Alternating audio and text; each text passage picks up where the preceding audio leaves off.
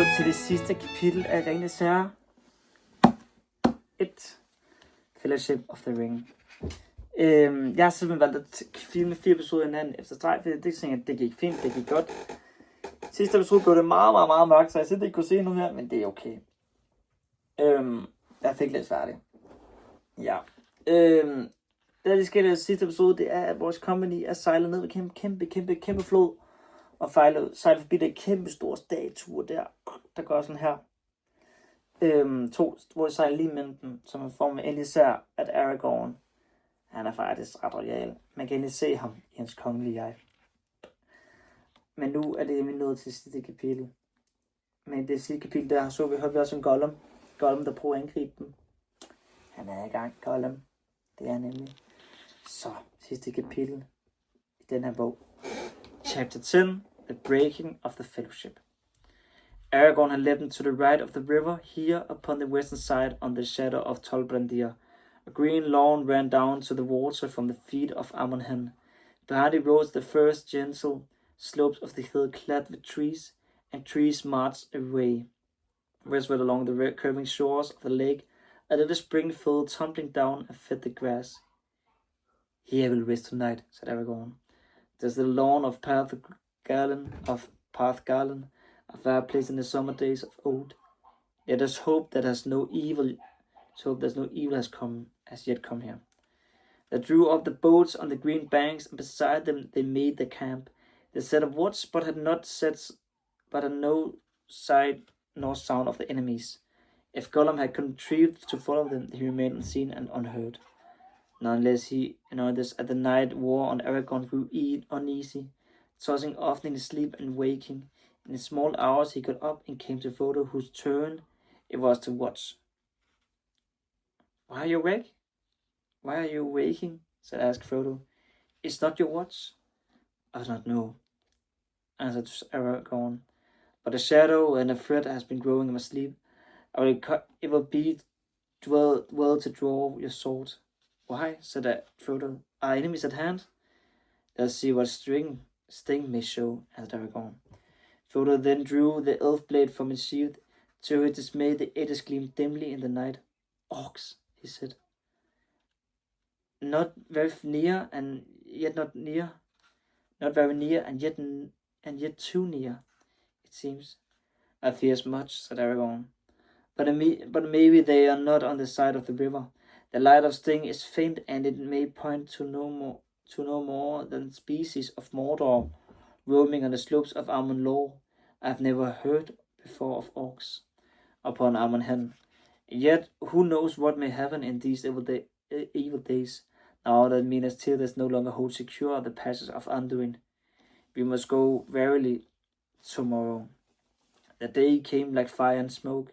Low in the east there were black bars of cloud like fumes of great burning. The rising sun lit them from beneath with flames of murky red, but soon it climbed above them into a clear sky. The summit of Tol Brandir was tipped with gold. Frodo looked out westward and gazed at the tall island. Its sides sprang sheer out of the running water. High up above the tall cliffs were steep slopes upon which trees climbed, mounting one head above another, and above them again were great faces of inaccessible rock, crowned by a great spire of stone. Many birds were circling about it, but no sign of ever living things could be seen. When they had eaten, Aragorn called the company together. The day has come at last, he said. The day of choice which we have long delayed. We shall now become of a company that has travelled so far in the fellowship. Shall we turn west with Boromir and go to the walls of Gondor, or turn east to the fear and shadow? Or shall we break our fellowship and go this way, and that as each may choose? Whatever we do must be done soon. We cannot long hold here. The enemy is on the eastern shore, we know, but I fear that the orcs may already be on this side of the water. There was a long silence in which no one spoke or moved. Well, Frodo, said Aragorn at last, I fear that a burden is laid upon you. You are the bearer appointed by the council. Your own way, you alone can choose. In this matter, I cannot advise you. I am not Gandalf, and though I have tried to bear his part, I don't know what design or hope he had for this hour. If indeed he had any, most likely it seems that if he were here now, the choice would still wait on you. Such is your fate. Frodo did not answer at once. Then he spoke slowly. I know that haste is needed, yet I cannot choose. The burden is heavy. Give me an hour longer, and I will speak. Let me be alone. Aragorn looked at him with kindly pity. Very well, Frodo, son of Drogo, he said. You shall have an hour, and you shall be alone. You will stay here for a while, but do not stray far or out of call. Frodo sat for a moment with his head bowed. Sam, who had been watching his master with great concern, shook his head and muttered, "Plain, as a pigstaff it is, but it's no good." Sam Gamgee putting in his spoke just now. Presently Frodo got up and walked away, and Sam saw that while the others restrained themselves and not stared at him, the eyes of Boromir followed Frodo intently until he passed out of sight in the trees at the foot of Amonhen. Wandering aimlessly at first in the woods, Frodo found that his feet were leading him up towards the slopes of the hill. He came to a path that the dwindling ruins of a road long ago. In the steep places, stairs of stone had been hewn, but now they were cracked and worn, and split by the roots of trees. For some while he climbed, not caring which way he went, until he came to a grassy place. Rowan trees grew about it, and in the midst was a wide flat stone. The little unplanted lawn was open upon the east, and was filled now with the early sunlight. Frodo halted and looked out of the river. Far below him, two tall brandir, and the birds wheeling in the great gulf of air between him and the untrodden isle. The voice of roarers was mighty roaring, mingled with deep throbbing boom. He sat down upon the stone and cupped his chin in his hands, staring eastwards, but seeing little with his eyes. All that has happened since Bilbo left the Shire was passing through his mind, and recalled and pondered everything that he could remember of Gandalf's words. Time went on, and still he was no nearer to a choice.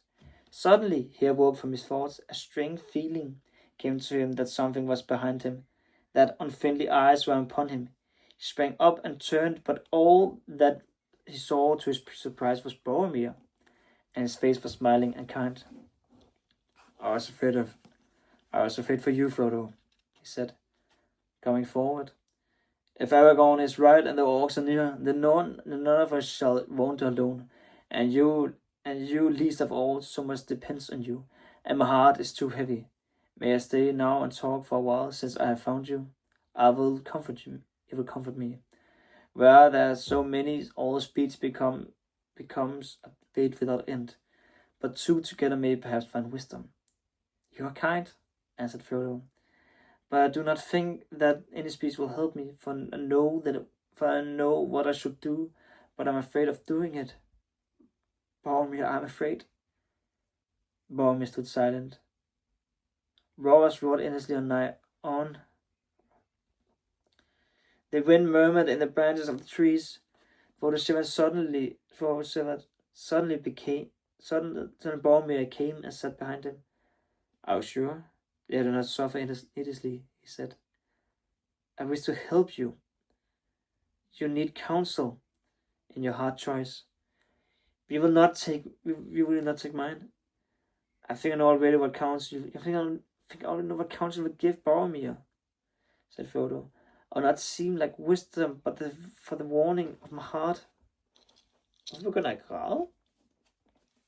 Det er fordi, jeg ved, hvor hårdt det bliver for Frodo jo. Of my heart, warning. Warning against what? Said Boromir sharply. Against the way that seems easier, against the refusal of the burden that is laid on me. Against the way that seems easier, against the refusal of the burden that's laid on me. Against, well, if it must be said, yet against trust in the strength and trust of men. Yet their strength has long protected you far away in your little country, though you knew it not. I do not doubt the valor of your people, but the world is changing, and the walls of Minas Tirith may be strong, but they are not strong enough. If they fail, what then? We shall fall in battle valiantly. Yet there is still hope that you will not fail. No hope with the ring, no hope while the ring lasts, said Frodo. Ah, the ring, said Boromir, his eyes lighting. The ring. It is not a strange fate that we shall suffer so much fear and doubt for so small a thing. So small a thing. I have not seen only for an instant in the hours of Elrond. I could not have a sight of it again.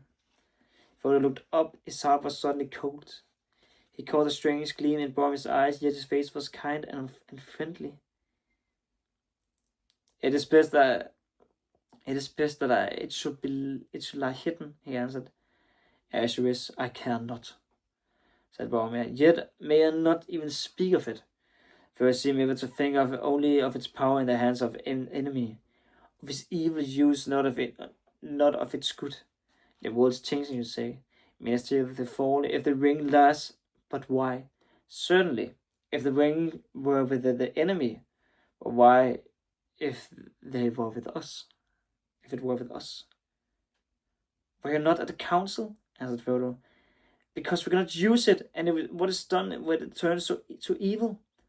Boromir got up and walked about impatiently. So you go on, he cried. Gandalf, Elrond, all these folk have taught you to say so. For themselves they may be right. They are ills and half-elves and wizards, and they will come to grief perhaps.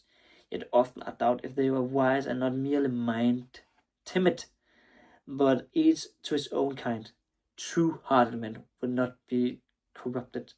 We of Minas Tirith have been staunch through long years of trial.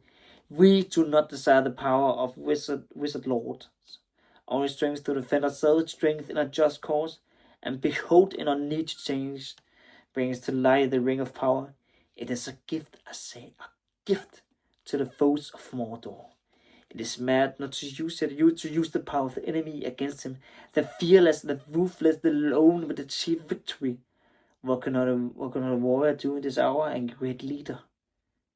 What cannot Aragorn do? Or if he refuses, why not Boromir? Why not Boromir? The ring will give me the power of command. How will I drive the host of Mordor, and all men will flock to my banner? Boromir stood up and down, speaking ever more loudly. Almost he seemed to have forgotten Frodo while his talk dwelt on his walls and weapons, and the mustering of men, and he drew plans for great alliances and glorious victories to be. And he cast down Mordor and became himself a mighty king, benevolent and wise. Suddenly he stopped and waved his arms. And they tell us to throw it away, he cried. I do not say destroy it. That might be well. If reason could be shown and hope of doing so, it does not. The only plan that is proposed to us in the half is that a halfling should walk blindly into Mordor and offer the enemy and every chance of recapturing it for himself. Folly. Surely you see it, my friend, he said, turning down suddenly to vote again. You say that you are afraid. If it's so, the boldest shall pardon you. But it's not really good. But it's not really your good sense that revolts. No, I'm afraid not, said Frodo. Simply afraid, but I'm glad to have heard you speak so fully. My mind is clear now. When we come to Minas Tirith, cried Boromir. His eyes were shining as his face eager. You misunderstand me, Frodo. You misunderstand me, said Frodo. You will come. You will come at least for a little while, said Boromir persisted. My city is not far now, and it's a little further from there to Mordor than from here. If you have been long in the wilderness, you need news of what the enemy is doing before you make a move. Come with me, Frodo, he said. You need rest before you venture if you must. He laid his hand on the hobbit's shoulder in a friendly fashion, but Frodo felt the hand trembling with suppressed excitement. He stepped quickly away, and eyed with alarm the tall man nearly twice his height, and many times his matched his strength. Why are you so unfriendly? Said Boromir. I am a true man, neither thief nor tracker. I need your ring. That you know now, but I give you my word, I do not desire to keep it. Will you not at least make a trial of my plan? Lend me the ring. No, cried Frodo. The counsel laid upon me too bad. It may be your own folly that the enemy will destroy. If it is by our own folly that the enemy will destroy us. How it angers me, fool, obstinate fool, running willfully to the death and running a course. If any mortal have claim to the ring, it is the men of Numenor, and not halfling is not yours saved by an unhappy chance. It may have been mine. It should be mine. Give it to me. Frodo did not answer, but moved away to the great flat. Stone stood between them. Come, my friend. Come, my friend. Said, come, my friend. Said Boromir in a softer voice. Why not get rid of it? Why not be free of your doubt and fear? You can lay the blame on me if you will. You can say that it was too strong and I took it by force. For I am too strong for you, halfling, he cried. And suddenly he sprang over the stone and leaped at Frodo. His fair and pleasant face was suddenly changed, and raging fire was in his eyes. Frodo dodged aside and engaging put the stone between them. There was only one thing he could do. Trembling, he pulled out the ring upon his chain and quickly slipped it on his finger. Even as Boromir sprang at him again, the man gasped, started from a moment, amazed, and then ran wildly about, seeking here and there among the rocks and trees. Miserable trickster! He shouted. Let me get my hands on you. Now I see you're mine. You will take the ring to Sauron. And send a sailors all. You have only waited your chance to leave us in lurch. Curse you and all halfling to death and darkness. Then catching his foot on a stone, he fell sprawling and lay upon his face. For a little while he was still as if his own curse had struck him down. Suddenly he wept. He rose and passed his hands over his eyes, dashing away the tears. What have I said? He cried. What have I done? Frodo! He called. Come back! A man has took me, but has passed. Come back! Come back! There was no answer. Frodo did not even hear these cries. He was already far away, leaping blindly up the path to the hilltop. Terror and grief shook him in his eyes, seeing in his thought the mad, fierce face of Boromir and his burning eyes. Soon he came out alone on the summit of Amon Hen and halted, gasping for breath. He saw us through a mist of white flat circle paved with mighty flags and surrounded with our crumbling battlement, and in the middle, set upon 4 cavern pillars, was a high seat reached by a stair of many steps. Up he went, aside upon the ancient chair, feeling like a lost child that had clambered up upon the throne of mountain kings. At first he could see little. It seemed to be in a world of mist, in which there were only shadows. The ring was upon him. Then, here and there, the mist gave away, and he saw many visions, small and clear as if it were under his eyes upon a table, and yet remote. There was no sound, only bright living images. The world seemed to have shrunk and fallen silent. He was sitting upon the seat of seeing, on Amon Hen, the hill of the eyes of the men of Numenor. Eastward he looked into wide uncharted lands, nameless plains and forests unexplored. Northward he looked, and the great river lay like a ribbon beneath him, and the misty mountains stood small and hard as a broken teeth. Westward he looked and saw the broad pasture of Rohan, and Orthanc, the pinnacle of Isengard, like a black spike. Southward he looked, and below his very feet the great river curled like a toppling wave and plunged over the falls of Rhoros into a foaming pit. A glimmering shadow, a glimmering rainbow played upon the fume, and Aether undoing he saw the mighty delta of the river, and myriad of seabirds whirling like a white dust in the sun, and beneath them a green and silver sea rippling in endless lines. But everywhere he looked he saw the signs of war.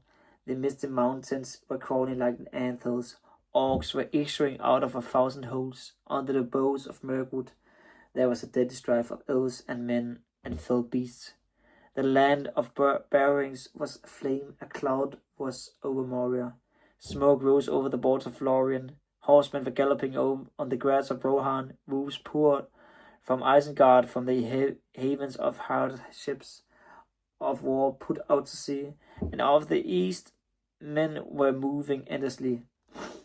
Swordsmen, spearmen, bowmen upon horses, chariots of chieftains and laden wains.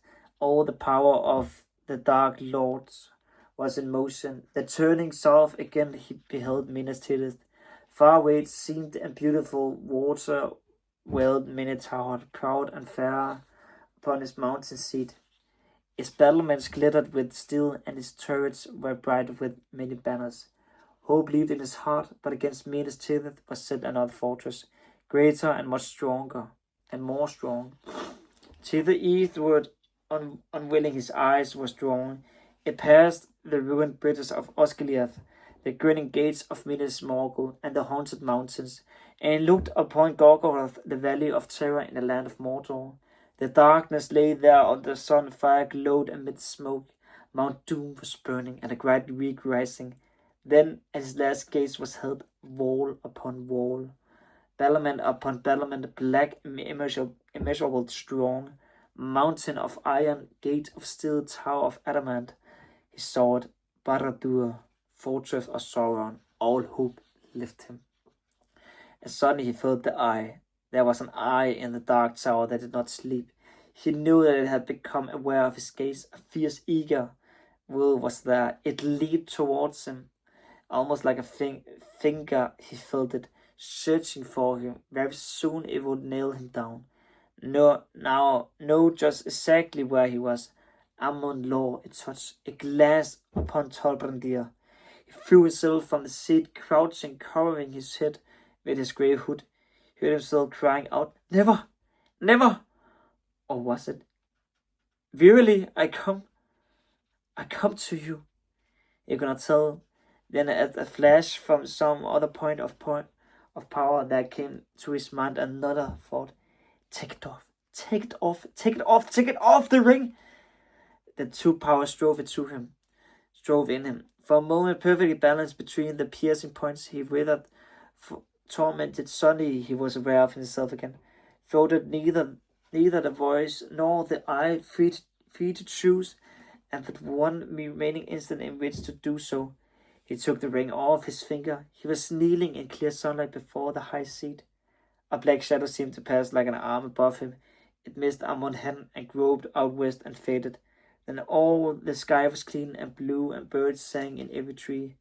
Frodo rose to his feet. A great weariness was on him, but his will was firm and his heart lighter. He spoke aloud to himself. "I will do what I must say.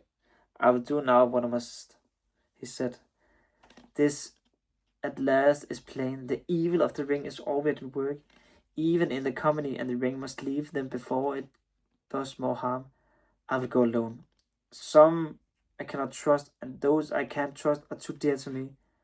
Poor Sam and Mary and Pippin, strided too. His heart yearns for Minas Tirith, and he will be needed there. Now Boromir has fallen to evil. I will go alone at once." He went quickly down the path and came back to the lawn where Boromir had found him. Then he halted, listening. He thought he could hear his cries and calls from the woods near the shore below.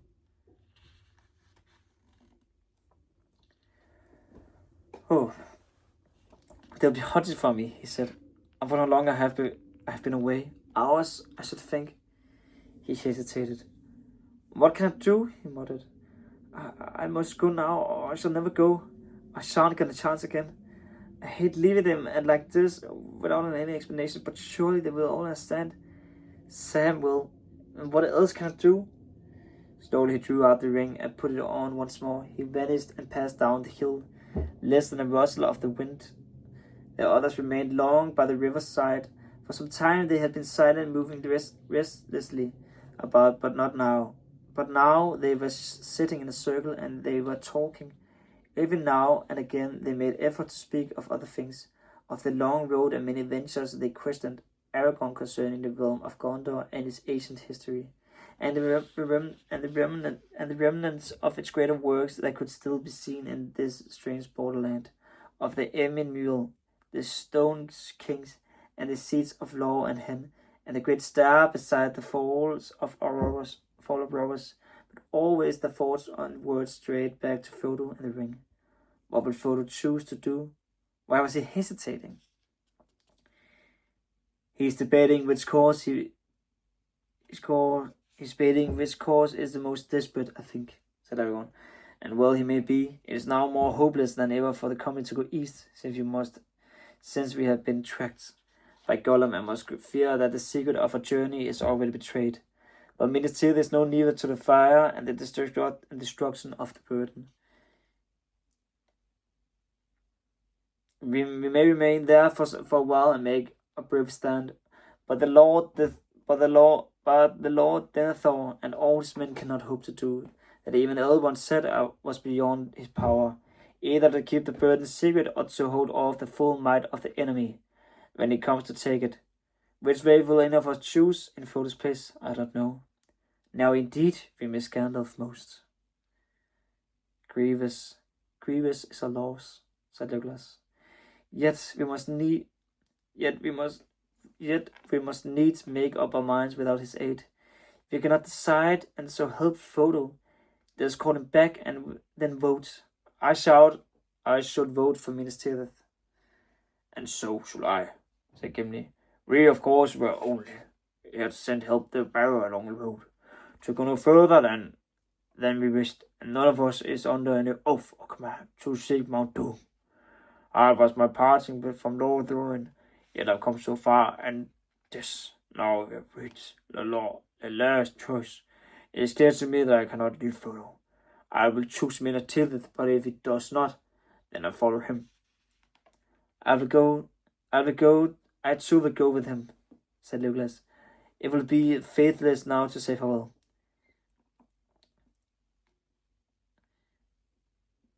It will indeed be betrayal if you all left him, said Aragorn. But if he goes east, then all need not go with him. Nor do I think that all should. The adventure is desperate as much for 8 as for 3 or 2 or 1 alone. If you won't let me choose, then I should appoint 3 companions.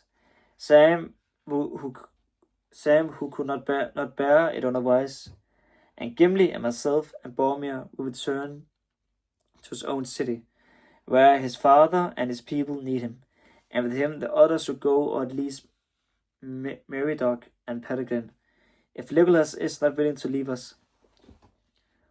Then that won't do at all. That won't do at all, said Mary. We can't leave Frodo. We can't leave Frodo. And we can't leave Frodo. Pip and I always, we can't do it all, cried Mary. We can leave Frodo, and Pippin and I also intend to go where he went. And we still do. But we do not realize that. We do not realize that would mean it seemed the difference so far in the Shire or Rivendell. It would be mad or cruel to let Frodo go to Mordor. We can't stop him. We must stop him, said Pippin, and that is where he is worrying about us. I'm sure he knows where Shankarito is going east. And does Lighter want to go with him, or Porphyria? Imagine it going off to Mordor alone. Pippin shouted. But the silly old hobbit. He ought to know that he can't correct. He hasn't got to ask. He ought to know that he can't stop him. We shall leave him. Begging your pardon, said Sam. I don't think you understand my master at all. He isn't hesitating about which way to go. Of course not. What's the good of Minas Tirith anyway? To him, I mean, beginning your pardon, Master Boromir. He added and turned, and it was then they discovered that Boromir, who at first had been sitting silent on the outside circle, was no longer there. Now, where has he got to? He's got to, cried Sam, looking worried. He's been a bit queer lately, to my mind. I wonder why he's not in this business. He's off to his home, as he's always said, and no blame to him, but Mr. Frodo, he knows what he's got. He's got to find the cracks of doom if he can't. But he's afraid now it's come to the point that he's just plain terrified. That's what his trouble is. Of course, he's been a bit of a schooling, so to speak. We all have since we left home, or he'd be so terrified he's just flinging the ring in the river on boats. He's still too frightened to start, and he isn't worrying about us either. Wherever we go along with him or no, he knows we mean no too. That's another thing that's bothering him. If he screws himself up to go, he'll want to go alone. Mark my words. We're going to have trouble when he comes back. If he'll screw himself up all right. I'm sure his name is Baggins. I believe you speak more wise than any of us, Sam, said Aragorn. And what shall we do if you prove right? Stop him! Don't let him go, cried Pippin. I wonder, said Aragorn. He's the bearer, and the fate of the burden is on him. I do not think that is our part to drive him one way or the other. Nor do I think that we should succeed if we tried. There are other powers at work far stronger. Well, if Frodo would screw himself up and come back and let us get it over with, said Pippin. The swearing is horrible. Surely the time's up. Yes, said Aragorn. The hour is long past. The morning is wearing away. We must call for him. At the moment Boromir reappeared, he came out from the trees and walked towards them without speaking. His face looked grim and sad. He paused as if counting those that were present. Then he sat down aloof with his eyes on the ground. Where have you been, Boromir? Asked Aragorn. Have you seen Frodo? Boromir hesitated for a second. Yes and no, he answered slowly. Yes, I found him. Some way up the hill and spoke to him. I urged him to come to Minas Tirith and not to go east. I grew angry and he left me. He vanished. I had never seen such a thing happen before. Though I have heard of it in tales. He must have put the ring on. I could not find him again. I thought he would return. I thought he would return to you. Is that all you have to say? Said Aragorn, looking hard and not too kindly at Boromir. Yes, he answered. I will say no more yet. This is bad, said Sam. Cried Sam, jumping up. I don't know what this man has been up to. Why should Mr. Frodo put the thing on? He didn't ought to have. If he has goodness knows what may have happened. But he wouldn't have kept it on, said Merry.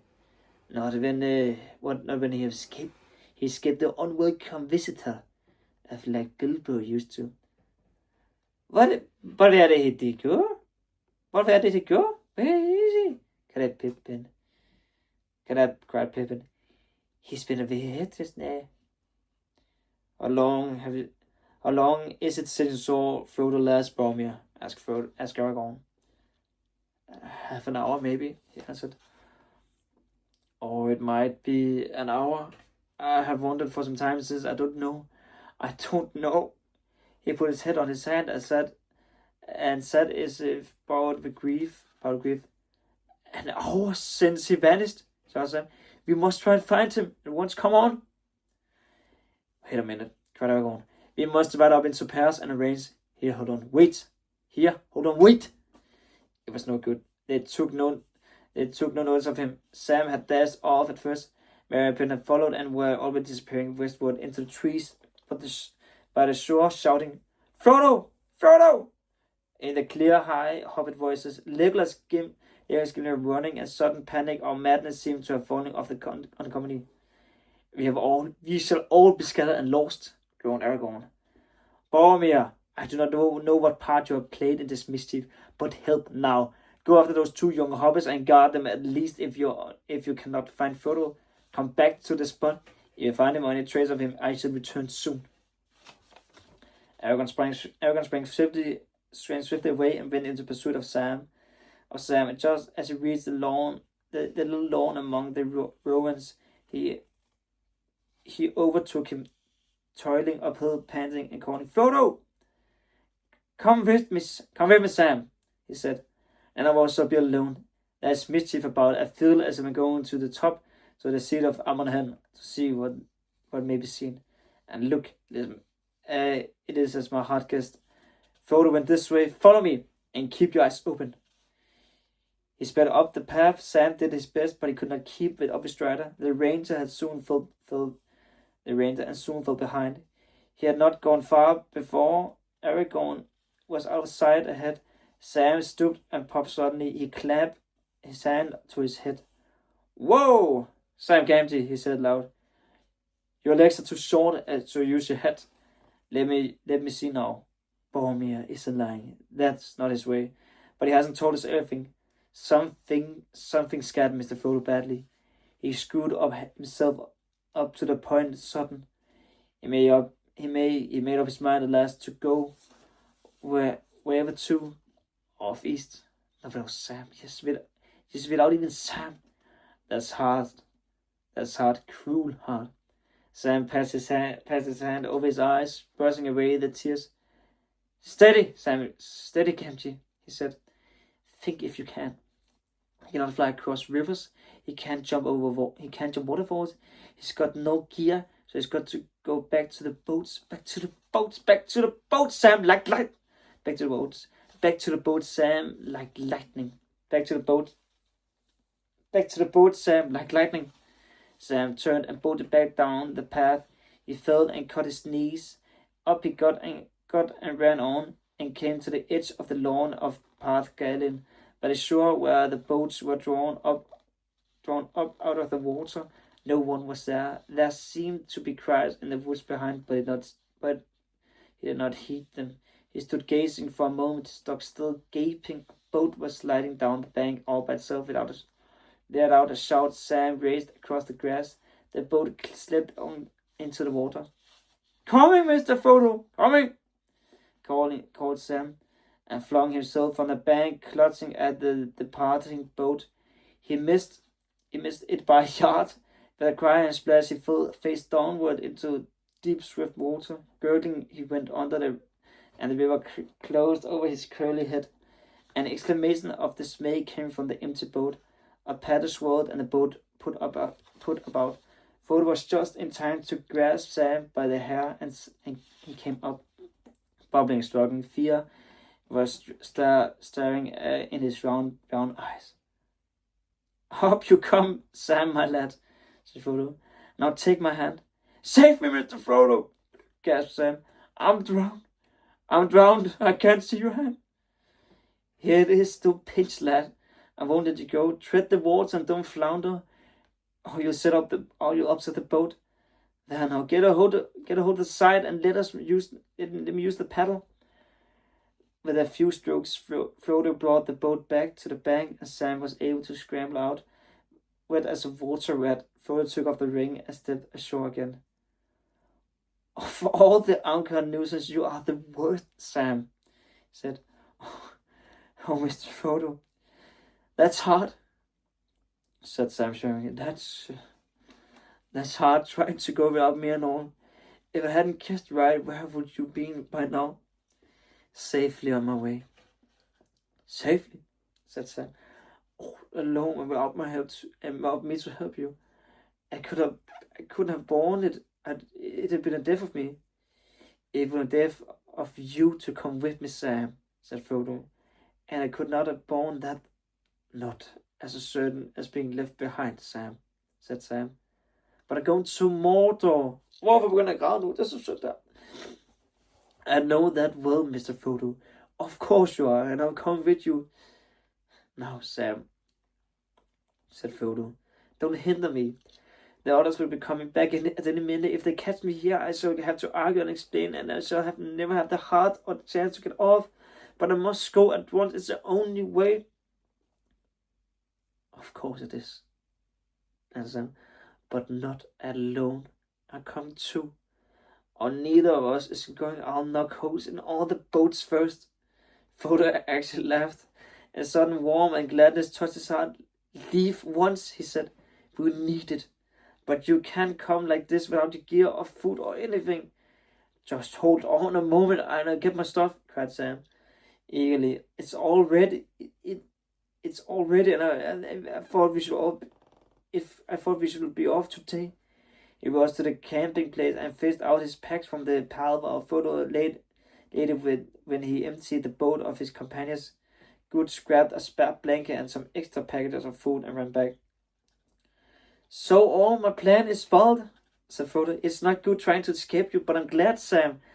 I can't tell you how glad to come. I cannot tell you how glad. Come along. It is plain that we are meant to go together, but we go, and may the others find a safe road. Strider will look after them. I do not suppose we shall find them again. Yet we may, Mr. Frodo. We may, said Sam. So Frodo and Sam set off the last stage of the quest together. Frodo paddled away from the shore and the river before they swiftly away down the western arm and the past flowing cliffs of Tolobrandir. The roar of the great forest drew nearer, even with such help as Sam could give it. It was hard work to pass across the current as the southward end of the island and drive the boat eastward towards the far shore. At length they came to land again upon the southern slopes of Amun-Lor. Then they found a shelving shore, and they drew the boat out, high above the water, and hid it as well as they could behind a great boulder. Then, shouldering their burdens, they set off, seeking a path that would bring them over the grey hills of the Emir and down into the land of shadow. There's en kort her.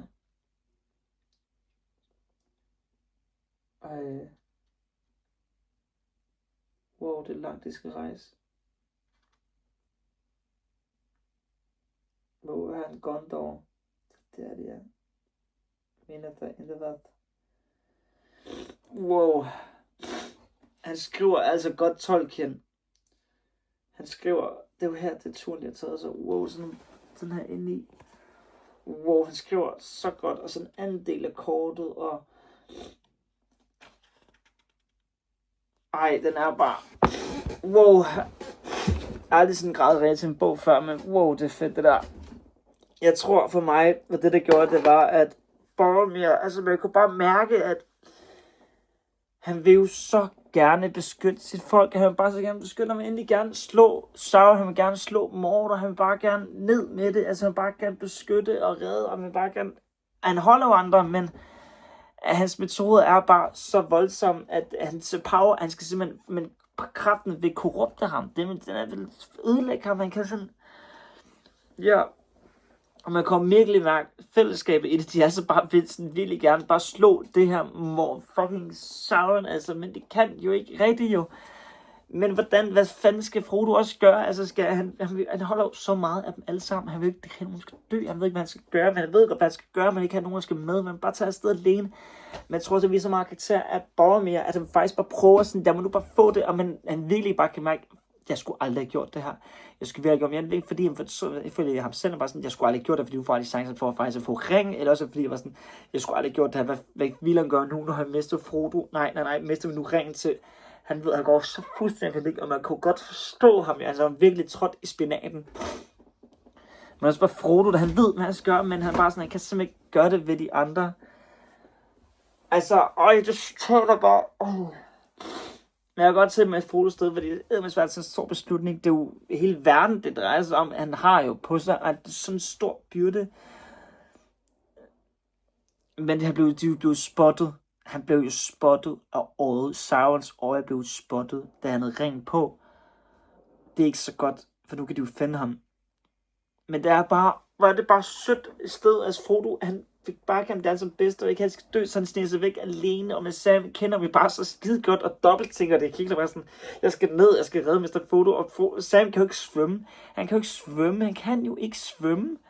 Så han svømmer ud.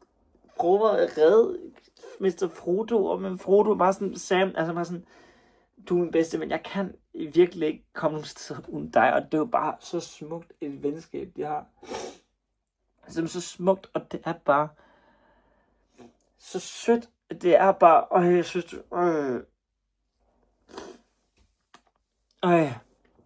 jeg har faktisk ikke glemt, det sluttede sådan. Den første film, jeg havde helt glemt det. Jeg havde glemt det. Og det er bare sådan en rigtig sød slutning. Hvis Ringenes Herre sluttede sådan her, det kunne det egentlig reelt godt. Men det gør det ikke, ved jeg. Men sådan her kunne det egentlig godt slutte så meget åbent, bare sådan sødt. Men egentlig heller ikke, for det får bare en konklusion på det hele. Altså, det var lidt flat. Så sådan, nå. Så hvad kan Frodo så? I hvert fald, jeg blev meget rørt nu her. Hvor var det vildt at mærke. Så meget kan tage afsted. Der er jo stadig noget, der gerne vil lave med at skuespille med sådan rigtig sådan, hvor man rolle, der kan sådan, som borger mere, sådan spille over som borger mere sådan, og mærke, at man ved det. Ordene. Han kan altså skrive en stærk ord, kan have magt, og det har betydning. Men jeg vil blive færdig nu. Så jeg lige skal lande på den en gang. Så der er du ude. Godnat. Så godt. Og drøm sødt.